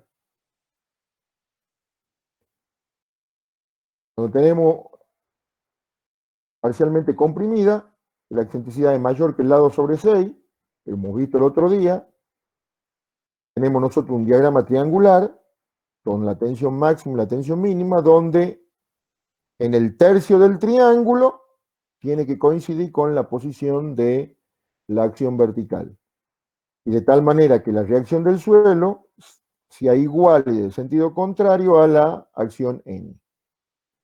Fuerza igual, igual dirección, igual sentido, igual punto de aplicación.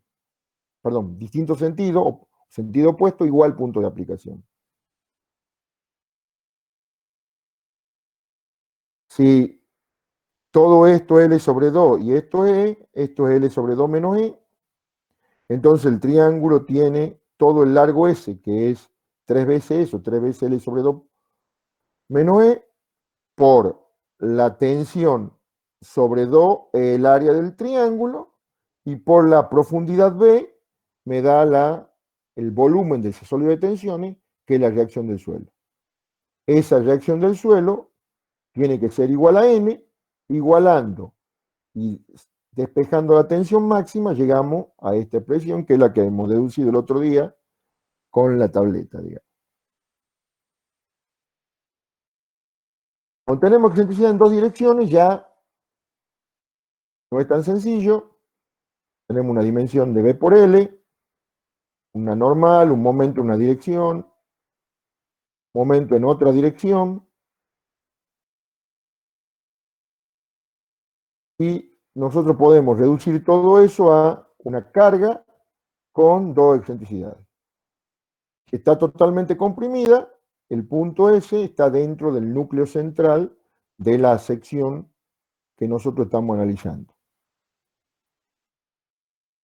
La excentricidad en X, por supuesto, el momento en Y sobre N si trabajamos con vectoriales, la excentricidad en Y va a ser el momento X sobre N si trabajamos con vectoriales, y el punto tiene que estar dentro del núcleo central.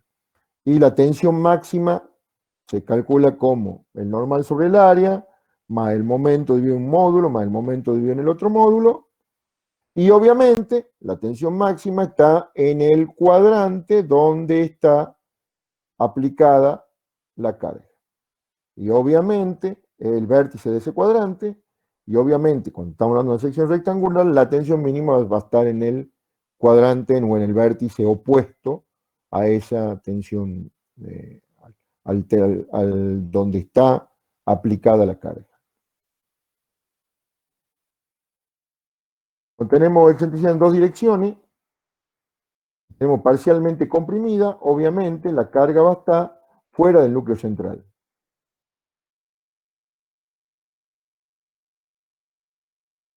¿Y ahí qué hacemos? Bueno, ahí en la bibliografía hay diferentes casos o posibilidades de análisis, desde métodos muy simplificados a métodos menos simplificados, o más engorrosos, para decirlo de alguna manera. El concepto que ustedes tienen que tener claro, a ver, si esto se produce por una acción reversible, como puede ser una acción sísmica, si en algún momento el máximo está acá, en otro momento el máximo está en el otro lado. O sea que con que nosotros verifiquemos que la tensión de contacto de esa máxima es menor que la admisible, está bien. Después veremos con qué tensión de contacto usamos para dimensionar, hacer el dimensionado estructural de este elemento, que puede ser una platea, una base aislada grande, puede ser una solera corrida o lo que sea. ¿Entienden lo que le quiero decir? Es decir, si esto es una acción o estas grandes excentricidades o estas excentricidades importantes suceden cuando nosotros tenemos una acción sísmica, por ejemplo, que es una acción reversible, en un instante va a estar a mayor tensión este vértice, en el otro instante va a estar el otro, y así sucesivamente. Entonces, con que nosotros verifiquemos que uno de los vértices está con una tensión menor que la admisible, tensión de contacto menor que la admisible, podemos estar relativamente tranquilos. Hay muchos métodos para determinar esas tensiones que van a través de tablas o relaciones de momento, todo, que van determinando la posición del eje neutro. Hoy en día casi no se aplican. ¿Por qué? Porque nosotros eventualmente lo podemos llegar a modelar y trabajamos con una solución flexible, es decir, con las deformaciones contra el suelo, y lo ponemos en un programa de computación y lo modelamos y lo verificamos.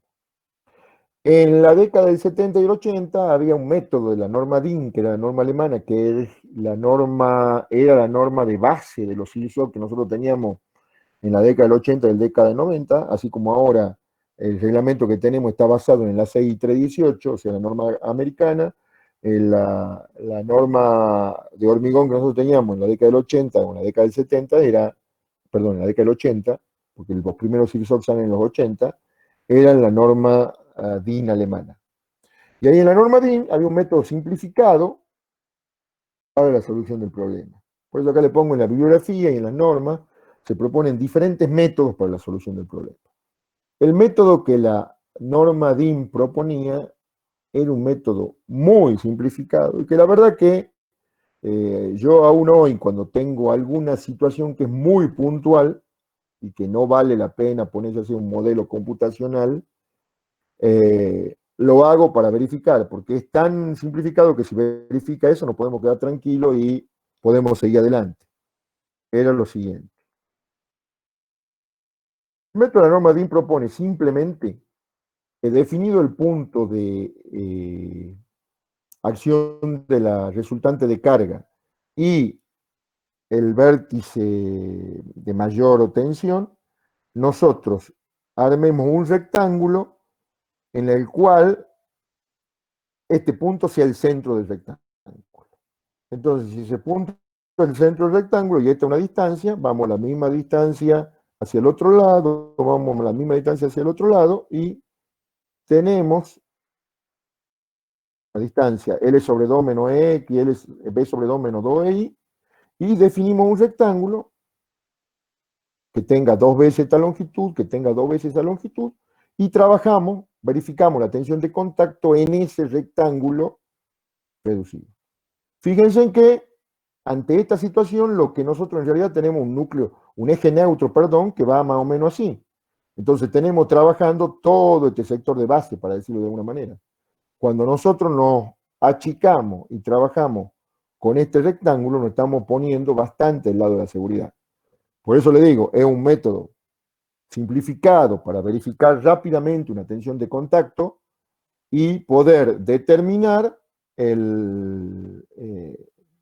para caso sencillo, rápidamente si la tensión de contacto está en el orden o no de la tensión admisible. En caso más complicado, o base, supongamos que tengo que hacer 50 bases iguales a esta, y capaz que lo que me convenga es hacer un modelo, poner los resortes, poner la carga y trabajar con un modelo flexible, en el cual, y bueno, sacar a partir de ahí los diagramas que correspondan a cada caso. Entonces, es el método de la norma, esa es el área, tenemos una tensión media que es el N dividido en el área. La tensión máxima en este punto, obviamente, va a estar en el orden de 2 veces la tensión media. Y nosotros a partir de ahí, después hay otros métodos, método Bowen, de Kamesh, no los tomamos en el final, el único por ahí le pedimos en la norma DIN, pero es importante que ustedes sepan de que hay otros métodos y que si ustedes se ponen en indagar en la bibliografía o en internet van a encontrar un montón de otros métodos para resolver esto. El método de Bowle es ir planteando distintas posiciones de eje neutro hasta que verifiquen. El método de Pintel es coeficiente de tabla. Estos son ábacos que están más que nada relacionados a algo muy parecido a lo que sería la posición del centro de presiones de una placa sumergida, porque el diagrama de presiones que ustedes tienen es un diagrama lineal, con un valor cero que es el eje neutro. Entonces imagínense que esto, en lugar de ser suelo, que pasa de estar sin nada de compresión a una máxima compresión, es una placa, bueno, se comporta, es una placa sumergida, tenemos una variación similar, digamos, una ley de variación similar, se puede aplicar el mismo concepto de mecánica técnica, digamos. Bueno, hasta acá vamos con esto. La semana que viene vamos a hablar algo de platea y vamos a hablar de las vigas de equilibrio. Y vamos a terminar con el tema fundaciones superficiales y en una de esas empezamos a hablar algo de fundaciones semiprofundas, que sería el tema que tendríamos que avanzar la semana que viene. ¿Alguna pregunta de lo último?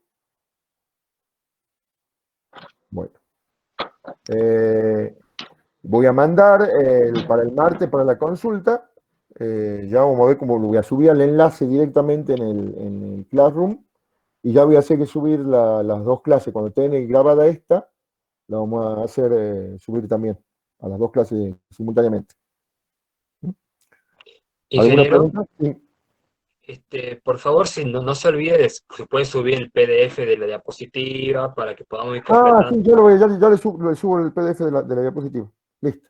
Buenísimo, muchas A gracias. ver, ya voy a anotar un montón de cosas que tengo que hacer. Tengo varios deberes que le debo. Bueno, ¿alguna pregunta? Bueno, nos vemos el martes con alguno y el miércoles con todo. Vamos a probar con el martes cómo vamos con la cosa.